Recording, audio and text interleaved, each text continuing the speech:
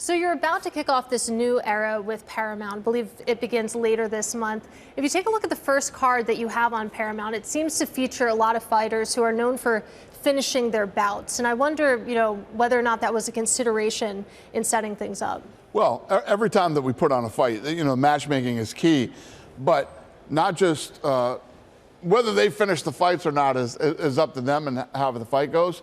But you obviously want the big names. And what's more important is what's at stake. So, obviously in the main event, Gaethje and Pimblett, the winner of that is going to want a shot at Topuria. Mm-hmm. So, everything stylistically, where do they sit in the rankings, and what does the fight mean? What's at stake? What's next for them? What's the storyline, so to speak? Exactly. So zooming out, you think about this $7.7 billion deal you struck with Paramount late last summer. How is that going to change the experience for folks watching UFC, if at all? Good question. I think that we, right now put on, first of all, we like to be first. If there's some new technology in production, we like to try it and use it, whether it's the live event or the television product. So I don't know exactly what the difference for the fan is other than we're going to put on what we've always done. When we had like a $35 million deal with Spike to the $7.7 billion deal with these guys, find the best talent in the world, put on the best fights possible, and find out who the next world champion is going to be in every weight class. That's really what we do. You can, when you have a business like this, you can start to get distracted by a lot of different things. Like there's a lot of ancillary things that spin off the brand. Mm-hmm. I never lose focus on what the core of our business is. It's putting on live events and going out and finding the best talent in the world. As long as I focus on what the core of our business is, it's tough to mess it up. And you think joining with Paramount, does that broaden your audience, do you think? I think that, you get rid of the pay-per-view model. Yeah. Now the pay-per-view's gone. What it would have cost you for one fight, it's less than that now for the year for Paramount. So that brings in a much bigger fan base, mm-hmm. and all the different shoulder programming that we can do mm-hmm. with Paramount Plus and CBS. For instance, CBS already has our entire library. Paramount Plus already has our entire library up on their platform. So as soon as you click on, I watched Landman, the new episode when it came out the other day. As soon as you click on to watch, UFC is the first thing you see. Wow. So, but does this deal, is it going to change the compensation practices that you have for fighters? The pay-per-view model was a pretty straightforward model in terms of how you compensated the fighters. How does that change under a straight agreement with Paramount? Mathematically, it can be figured out. And obviously, the new deal is incredible for the fans. It's incredible for the sport and the business.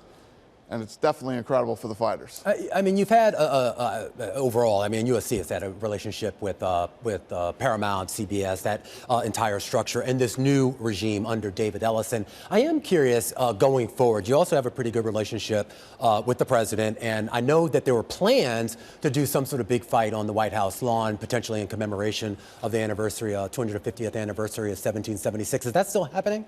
Yes. So we literally, my whole production and ops team was over there going through all the logistics. Oh, yeah? We got all that dialed in. Now, heading into, this month we launch Zuffa Boxing and UFC on Paramount Plus. After that fight is over, we'll start focusing on what fights are going to be at the White House. Do you think you'll have any issues getting fighters there? I know some fighters have raised some questions about whether this event will be too political or have too many political overtones. Yeah, I don't know how it would be too political other than it's at the White House. No matter how, listen, if you look back throughout history, I think George Bush was a big baseball fan, Obama was an NBA fan, and Trump is a UFC fan. Mm-hmm. I don't think that any of those guys being fans made any sport too political. I do want to talk about the logistics a little bit because, you think about your fights filling stadiums. I know that there's plenty of space on the White House lawn, but how are you factoring that into your planning when you think about just the sheer number of seats, for example, you can There'll be 5,000. Yeah, okay. There'll be 5,000 seats. And then right across the street, the park, the Ellipse, that'll hold 85,000 people. We'll have screens over there, and people will be able to hang out. We're going to take over Washington, D.C. the week of the fight. And my understanding is that, you've had dozens of fighters say that they want to participate in this event. So how are you evaluating who actually makes it on the roster, so to speak? Yeah, I mean, just about everybody on the roster wants to fight on that card. It's a one-of-one special event. I mean, when will there ever be another fight or sporting event at the White House?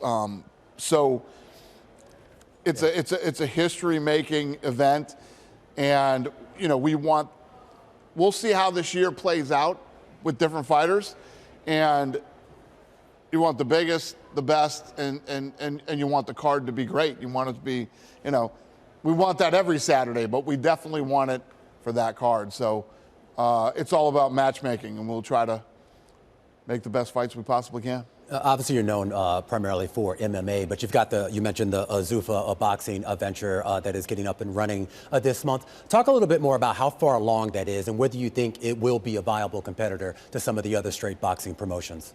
Well, I don't want to say we'll be a viable competitor. We're going to blow them all out of the water is what we're going to do. We're in a good spot with that. That launches the 23rd. It'll be the day before the UFC fight. That will also be on Paramount Plus. And yeah, I mean, literally yesterday before I flew here, that's all I worked on all day yesterday was boxing. So yeah. I'm excited I wouldn't be sitting here talking to you today if it wasn't for boxing. That's where I came from. Yeah. I love the sport, and I've talked a lot of smack about boxing over the years. And now that's what I'm curious about. Is there a future there? Because I felt like listening to you over the years, it sounded like MMA was the future and boxing was somehow withering away. It was, yeah. and it is, and now I'm going to fix it. Well, when it comes to Zuffa, of course, this new boxing promotion, I mean, what is the pitch? If I'm a fighter, what is going to entice me to sign on? Yeah, I think that, as I say these things about boxing, anybody that's involved in the sport and any hardcore fan knows it to be true. Everybody knows this. Think about this. You guys are business people. Tell me any business that's generated trillions of dollars in revenue that at the end of the day, there's nothing there. It's fragmented, broken, and every time they put on a fight, it's like a going out of business sale. They try to get as much money in as they possibly can, then they run off and disappear for a year or more and then come back and do another one. I mean, the state of the sport's gotten so bad that it took Saudi money to make some of these fights that people wanted to see, and it's gotten so goofy that you have, these other weird fights that are happening with YouTubers and celebrity type people fighting real fighters. It's gotten. I'm gonna build the thing from the ground up, just like we did the UFC. No sanctioning organizations. There aren't 5 different champions in each weight class, and we will have our own belts, just like the UFC. Well, we definitely want to keep in touch with you as you build back boxing. But I do want to go back to the concept of the pay-per-view model, which we were talking about, because, I mean, you think about the current media landscape. Obviously, you're moving away from the pay-per-view model. But do you think that there's still a place, still a future for something like that? Yeah, I think that if you have the right fight in the right place and the right time, people will pay for it. Yeah. I am curious, Dana, about some of your other business interests or ventures. I mean, are you putting money, your own personal money, that is, somewhere other than just sort of, sports and, whether it's boxing, MMA? Yeah, it's a good question. Yeah. Yes, Lorenzo Fertitta, my original partner, he and I own a company called Throw One, which is Power Slap, SLS Skate League, and Nitro Circus. So. I like niche sports. I like taking little niche sports that people don't believe in and blowing them up. Have you ever thought maybe about just trying to create your own sort of standalone media ecosystem, independent of, not to, knock out Paramount, but independent of anyone else? Not at this point in my life. I mean, I'm so busy right now. But never say never. I tell all these young people, I mean, right now with YouTube, you can go out and create your own channel, and you can create your own business, and straight out of high school or in grade school. I mean, literally anybody can do it right now. It's never been easier. You are limited by your creativity. I mean, that's it. And there's a lot of creative people out there building powerful content. I just want to ask one other thing on that point, though, too. I mean, are you surprised? I won't say surprised, but when you look at the evolution of mixed martial arts, and I mean, I go back to the mid-'90s. I mean, the first mixed martial arts I ever saw was literally like in a barn in like rural Illinois because they couldn't get sanctioned anywhere else. And now it's just basically like any other sport today. Are you surprised at that evolution and how fast it got to where it is? You talk about UFC? Yeah. Yeah. I mean, it's been 25 years. Yeah, it's very fast. Yeah. I mean, if you look at, we have an NFL, Major League Baseball type deal now in just 25 years. Yeah. Yes and no. I mean, I always believed in it, and I always believed in, like I said, if you look at the boxing model, trillions of dollars in revenue, nothing's there at the end of the day. We built a brand and a business in the fight game, which has never been done, ever. Well, Dana, before we let you go, you mentioned you're a busy man. You got a lot going on. One of the things that you do have going on is that you're on Meta's board of directors. I believe it's just over a year now. So curious to hear how that's going. So if you would have asked me a year ago if I wanted to be on a board, I'd have told you there's no way in hell. When I got this opportunity, I'm so big into social media. And now that I'm on this board, I mean, I'm blown away every time I go to a board. Mark Zuckerberg is a killer.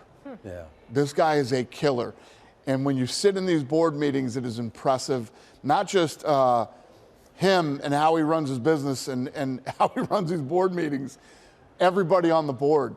Every time I go there, I would think that it would bore me and drive me crazy. I'm literally sitting like this the entire board meeting. Yeah. It's one of the best decisions I ever made, and I love it.